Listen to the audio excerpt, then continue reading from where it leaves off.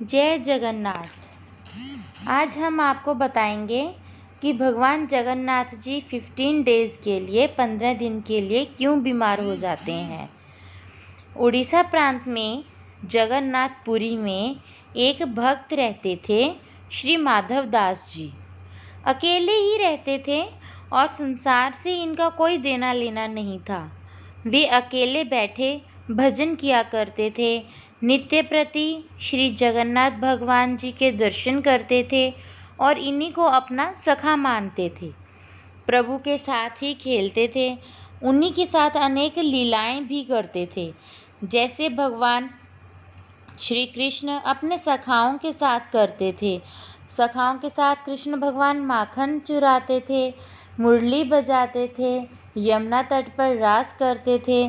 ऐसे हमारे जगत के नाथ भगवान जगन्नाथ भी किसी से कम नहीं है। वो भी अपने सखाओं के साथ मस्ती करते हैं। भगवान जगन्नाथ जी ने भी अनेक लीलाएं की हैं। भक्त माधव दास जी अपनी मस्ती में मगन रहते थे। एक बार माधव दास जी बीमार हो गए। उन्हें अतिसार का रोग हो गया। अतिसार क्या होता है पता है आपको? अतिसार अर्थात उल्टी दस्त का रोग हो गया उनको। वे इतने दुर्बल और कमज़ोर हो गए कि उठ बैठ भी नहीं पा रहे थे। जब तक इनसे बना तब तक उन्होंने अपना कार्य स्वयं किया। ना वो किसी से सेवा लेते थे, ना वो किसी को कष्ट पहुंचाना चाहते थे। बहुत लोग उनसे आके पूछते भी, प्रभु हम आपकी कुछ हेल्प करें, हम आपकी कुछ सहायता करें। लेकिन वो कहते थे नहीं नहीं, मुझे कोई सहायता नहीं चाहिए। मेरे साथ मेरे जगन्नाथ भगवान है ना। अगर मुझे कोई सहायता की ज़रूरत पड़ेगी तो वो स्वयं ही आकर कर देंगे।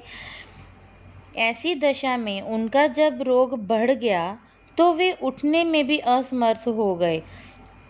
तब श्री जगन्नाथ जी स्वयं सेवक बनकर उनके घर पहुँचे और माधव दास जी को कहा कि हम आपकी सेवा कर दें, क्योंकि उनके इतना रोग बढ़ गया था कि उन्हें ये भी नहीं पता चल रहा था कि कब मलमूत्र त्याग कर दे रहे हैं। वो वस्त्र भी सारे गंदे हो जाते थे, बेडशीट भी सारी गंदी हो जाती थी, सारे कमरे में दुर्गंध आती थी ना। अब जब कोई मलमूत्र एक ही जगह पर त्यागता रहेगा, वहाँ पर सफाई नहीं होगी तो गंदगी तो हो ही जाएगी। लेकिन भगवान जगन्नाथ स्वयं वहाँ पर आके उनकी सेवा करते, सारे घर की सफाई करते, सारा उनका बिस्तर साफ करते, उनके कपड़े चेंज करते और सारे बिस्तर वगैरह वस्त्र उनके धोते भी थे। उन वस्त्रों को जगन्नाथ जी अपने हाथों से साफ करते, उनके पूरे शरीर को साफ करते और उन्हें स्वच्छ करते थे। अब जहाँ पर भगवान जगन्नाथ जी का हाथ हो वहाँ पर दुर्गंध तो हो ही नहीं सकती। तो पूरा घर चंदन और गुलाब के फूलों की तरह महक उठता था। कोई भी इतनी सेवा अपना खुद का परिवार का सदस्य भी नहीं करता जितनी जगन्नाथ भगवान ने भक्त माधव दास जी की। जब माधव दास जी को होश आया तब उन्होंने तुरंत पहचान लिया कि ये तो मेरे प्रभु जगन्नाथ जी हैं। श्री माधव दास जी ने पूछ लिया, प्रभु आप तो त्रिभुवन के मालिक हो, आप तो स्वामी हो, जगत के नाथ हो, आप मेरी सेवा क्यों कर रहे हो? आप चाहते तो यह रोग भी दूर कर सकते थे। अगर रोग दूर कर देते तो आपको ये सब कुछ करना ही ना पड़ता। ठाकुर जी ने कहा, देखो माधवदास, मुझे मेरे प्यारे भक्तों का कष्ट नहीं सहन होता। इसी कारण तुम्हारी सेवा मैंने स्वयं की है। जो इसी कारण तुम्हारी सेवा मुझे करने का अवसर भी मिला है। भक्तों के लिए तो भगवान हमेशा ही तैयार रहते हैं। तो अगर मैं ये छोड़ देता, अगर मैं सेवा ना करता और मैं तुम्हारा कष्ट वैसे ही दूर कर देता तो तुम्हें यह प्रारब्ध दोबारा से भोगने के लिए जन्म लेना पड़ता। अगर इसको काटोगे तो इस जन्म में नहीं, लेकिन कष्ट भोगने के लिए तुम्हें फिर से जन्म लेना पड़ता। और मैं नहीं चाहता कि मेरा कोई भक्त थोड़े से प्रारब्ध के लिए अगला जन्म ले। फिर मैं तुम्हारी तो तुम तो मेरे इतने प्रिय हो, मैं तो तुम्हारा सखा भी हूँ, तो मैं क्यों नहीं ऐसे करूँगा।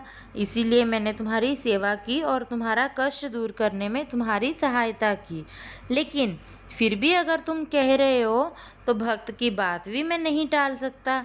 अब तुम्हारे प्रारब्ध में 15 दिन का रोग और बचा है, इसलिए 15 दिन का रोग तो मुझे तुम दे सकते हो।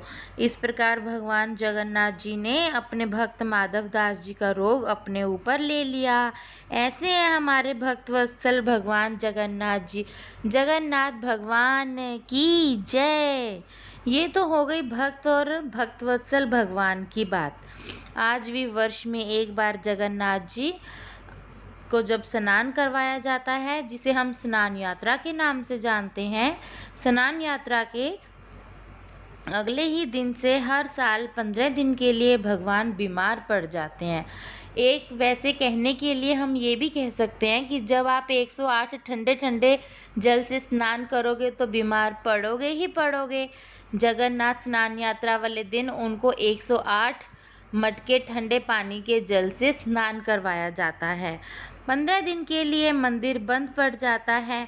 और तो और भगवान श्री जगन्नाथ जी की जो रसोई है वहाँ पर, जो कभी बंद नहीं होती, जो कभी वहाँ पर खाना बनना बंद नहीं होता, वो भी 15 दिन के लिए बंद हो जाती है। उन दिनों में उन्हें 56 भोग नहीं लगता। अब भाई कोई बीमार है तो परहेज तो रखना ही पड़ेगा ना। 15 दिन जगन्नाथ भगवान को काढ़े का भोग लगाया जाता है। वैद्य जी को बुला के आयुर्वेदिक काढ़े बनाए जाते हैं।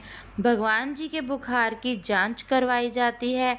माथे पे ठंडे पानी की पट्टियाँ भी रखी जाती हैं।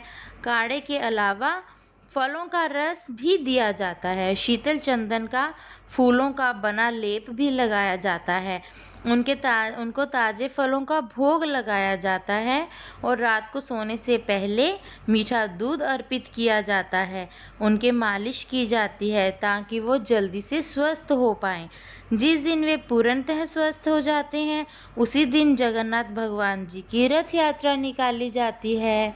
तो ये था हमारे जगन्नाथ भगवान जी का अपने भक्त का रोग अपने ऊपर लेने के कारण 15 दिन के लिए जो वो बीमार पड़ते हैं उसका बड़ा कारण। तो कैसी लगी आपको हमारी कथा? अगर आपको अच्छी लगी तो like, subscribe, share and comment ज़रूर कीजिएगा और इसको आगे भी अपने दोस्तों को शेयर करना ताकि वो भी जान पाएँ कि भगवान जगन्नाथ जी 15 दिन के लिए क्यों बीमार होते हैं। जय जगन्नाथ।